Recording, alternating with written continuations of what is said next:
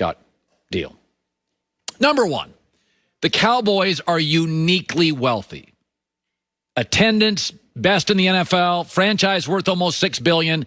They are able to, because of their game day revenues, because of their enormous brand appeal, to write massive guaranteed money checks that a third of the league can't write. Hell, it may be half. And because they can do that, and it's such a healthy brand, they gave Dak a boatload of guaranteed money, and that brought his cap down to only $22 million first year, meaning Dallas gets, in the first of these 4 years, a little bit of a cap break. That's good news. That means they can spend it on defense, and they should spend every penny of it on defense.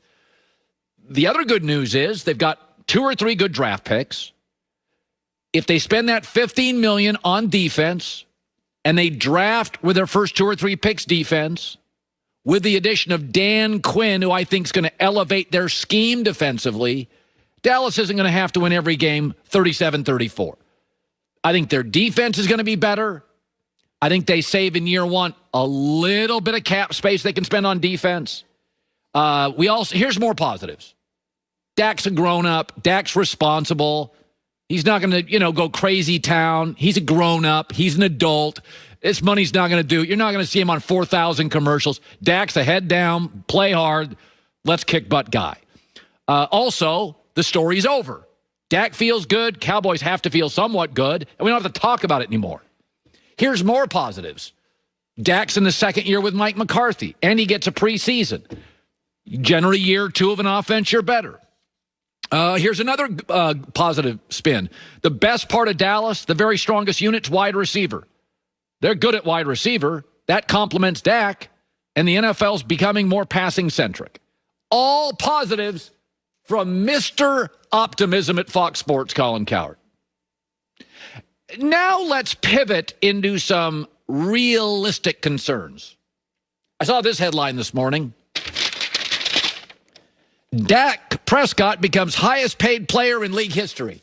That is not a recipe for Super Bowls. We have a recipe for Super Bowls. Young quarterbacks on rookie deals and great quarterbacks on team-friendly deals. Good quarterbacks making great money does not win Super Bowls. Tom Brady's already restructuring his deal again. Now, people say, well, the cap's going up. Folks, the cap goes up. The last 25 years, it's gone up 24 times. I talked to 2 general managers this morning.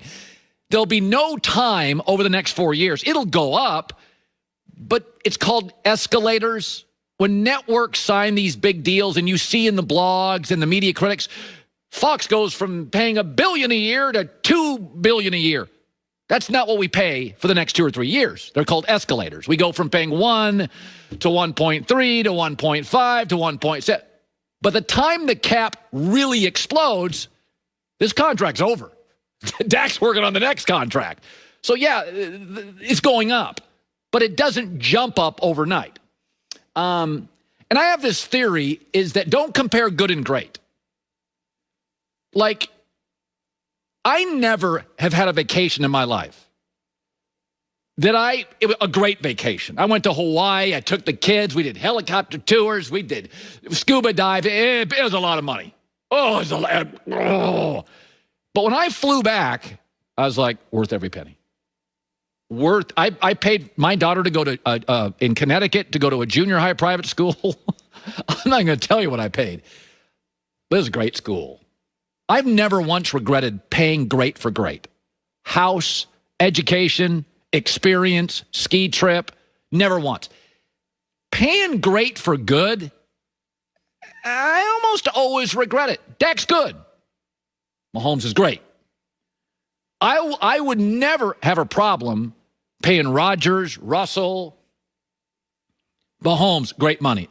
Because great is a different galaxy than good. There's never going to be a time in our lifetime, even if the economy goes up, that paying $10 million for a good house is a steal. Dak's contract is never in the next 4 years going to feel like, whoo, we stole him. Man, this is team friendly. The Cowboys right now have 7 players who are good, and they pay them great. That's not good. You also have a coach who's a GM who's 78. He's your owner. I don't love it. I can be happy for the guy and not think it helps him to win playoff games. Maybe that's not the biggest thing for him, but Dak always feels like a winner to me. He's like Lamar Jackson. He's visibly angry when he walks off the field with an L. Some guys are into the money. Dak makes good money. I've never felt he's a money guy. And I don't begrudge anybody who wants to make theirs. But Dallas has one playoff win when they were paying Dak $600,000. A year from now, they're paying him $39.5 million. That is hard. I don't care how much the cap goes up, but it's not going to go up that much. It is hard to win. We have a resume and a recipe. Rookie contracts for quarterbacks and great guys taking pay cuts. So I gave you positive Uncle Colin, and now I give you realistic Uncle Colin. Dallas now has 5 players paid in the top 5 in their position. I don't think any of them are in the top 5 as talent. I don't love it. All right, now let's focus on Jerry Jones. So we talked about Dak. Let's focus on Jerry Jones. And I saw this last night. This was one of the things I kind of, when this stuff happens, I kind of like to just kind of, fish around the interweb and see what people are thinking. I got a lot of this. Oh, Jerry, very cunning. He has insight to these new TV deals, and he knows that this is just going to be no problem. Well, Jerry's owned the team for 32 years. He's had insight to TV deals the whole time. In 32 years, the Cowboys have been great once when Jimmy Johnson called the shots for football. They have never been great since. This idea that Jerry Jones suddenly has this keen insight to the new TV deals. Well, he had keen insight to the last TV deals. Jerry's one of the most powerful guys in American sports. Did it help him? Did it create a deep, efficient, talented roster with no holes? We got to slow down. I got nothing against Jerry, but Jerry's a deal maker. He's a deal maker. He loves the rush of the deal. I get it. I mean, anytime you make a big purchase or I've signed a deal, you get that 48-hour rush. And by the way, I don't think it's coincidental. Nothing happening in sports, NBA All-Star game for 2 days, and Jerry owns it. Jerry loves the big deal. Don't think he does? When he signed Amari Cooper, at that moment, he was the highest paid wide receiver ever. When he signed Zeke, he was the highest paid running back ever. When he signed DeMarcus Lawrence, he was the highest paid defensive lineman ever.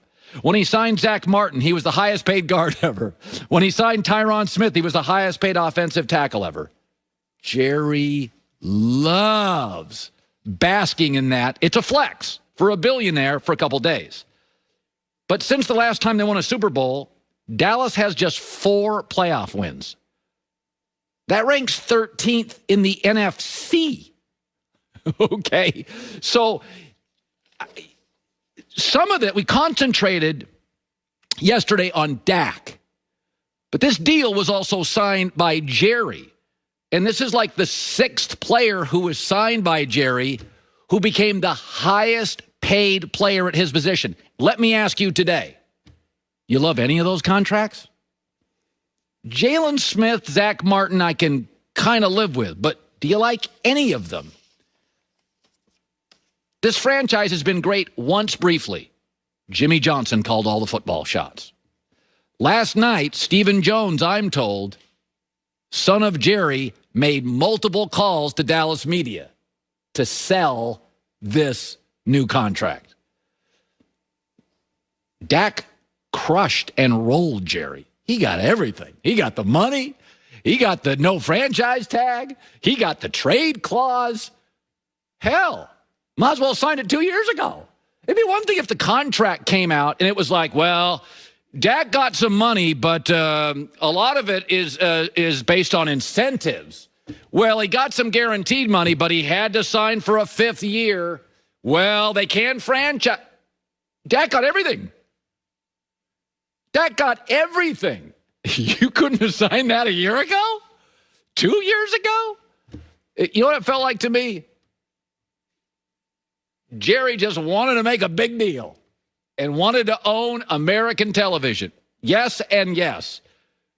But if you're going to give Dak everything, you should just sign him years ago. Well, what are we sitting around for? Okay. Coming up next, I am going to do just maybe 8 more Dak segments. Okay, maybe I'll cut it back to 7. Jimmy Johnson later. It is interesting. Fans of Dak, I'm going to hold you a little accountable next. Because I like Dak. I think Joy likes him more than I do. But I mean, he's a franchise quarterback. But